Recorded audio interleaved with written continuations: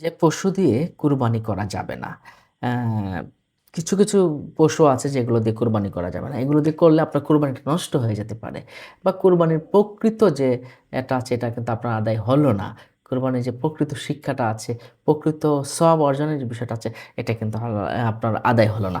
সেক্ষেত্রে আপনি কি করবেন? দেখুন আপনি এমন কিছু প্রাণী আছে যেটা হালাল। কিন্তু শরীয়ত নির্ধারিত কোনো পশু নয়। যেমন হরিণ। হ্যাঁ, এটা দ্বারা নয়। মুরগি, হাঁস ইত্যাদি দ্বারা বন্য প্রাণী যেটি আছে, বন্য প্রাণী যেগুলো ছাড়া আছে, এগুলো দিয়ে আপনি কি করতে পারবেন না? কোরবানি করতে পারবেন না। গৃহপালিত নয় এমন কোনো বন্য প্রাণী, বনের হিংস্র পশু, বন্য গরু বা মহিষ এইগুলো দিয়ে আপনি কোরবানি করতে পারবেন না। এগুলো রাসূল সাল্লাল্লাহু আলাইহি ওয়াসাল্লাম নিষেধ করেছেন। অ্যা যে, যে পশুগুলো আ'মা রাসূল সাল্লাল্লাহু আলাইহি ওয়াসাল্লাম বলেছেন যাদের একদম আ অন্ধ, পাগলের মতো আচরণ করে। যে পশুর ১ চোখ বা ২ চোখ পুরোপুরি অন্ধ হয়ে গেছে। এইগুলো দিয়ে কিন্তু আপনার কোরবানিটা করা মোটেও উচিত নয়। একদম কুরবানি হতে হবে পরিপূর্ণ সুস্থ গরু। সুস্থ এবং ভালো একটা গরু।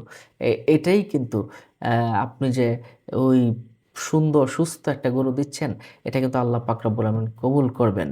কিন্তু অন্ধ গরু দিলে হয়তো আল্লাহ পাক কবুল নাও করতে পারেন। এটা রাসূল সাল্লাল্লাহু আলাইহি ওয়াসাল্লাম নিষেধ করেছেন। এবং খোঁড়া গরু যার পা ভেঙে গেছে, পায়ে প্রবলেম আছে, হেঁটে যেতে পারে না। এমন যদি হয় তাহলে আপনি এটা কি করতে পারেন? কুরবানি দিতে পারেন না। অতিরিক্ত একদম দুর্বল হয়ে গেছে, হাঁটতে পারে না, খেতে পারে না, এমন যদি হয়, একদম হাড্ডি-টাড্ডি শুকিয়ে গেছে, এমন যদি দুর্বল পশু হয়, এটা দ্বারাও কোরবানি করতে রাসূল সাল্লাল্লাহু আলাইহি ওয়াসাল্লাম নিষেধ করেছেন।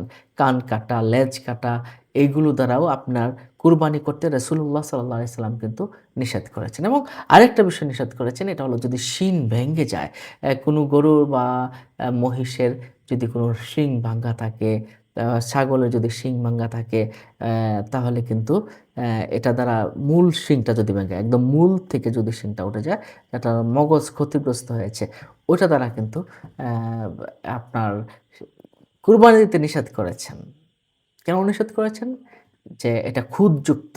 নিখুঁত গরু, নিখুঁত মহিষ, নিখুঁত উট, নিখুঁত ছাগল ইত্যাদি দ্বারা কিন্তু দেওয়া জায়েজ হবে। নিশ্চয়ই বিষয়টা বুঝতে পারছেন। অনেকে আছে যে কুরবানি বলে যে তাদের সামর্থ্য আছে ছাগল দেওয়া, কুরবানি দেওয়া কিন্তু তারা মুরগি জবাই দেয় বা হাঁস জবাই দেয়। এতেও কিন্তু তার কুরবানিটা কিন্তু হলো না। আপনাকে ছাগলই জবাই দিতে হবে বা গরু জবাই দিতে হবে। তাহলে আমরা নিশ্চয়ই বিষয়টা বুঝতে পারছি।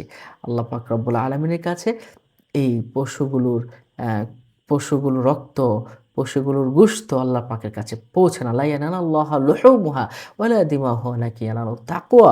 তাকওয়াটাই কেবলমাত্র আল্লাহর কাছে পৌঁছে। এমন ধরনের ভিডিও পেতে আমাদের সাথে থাকুন। পরবর্তী ভিডিওতে সাবস্ক্রাইব করে আমাদের সাথে থাকুন। ভালো থাকুন। আসসালামু আলাইকুম।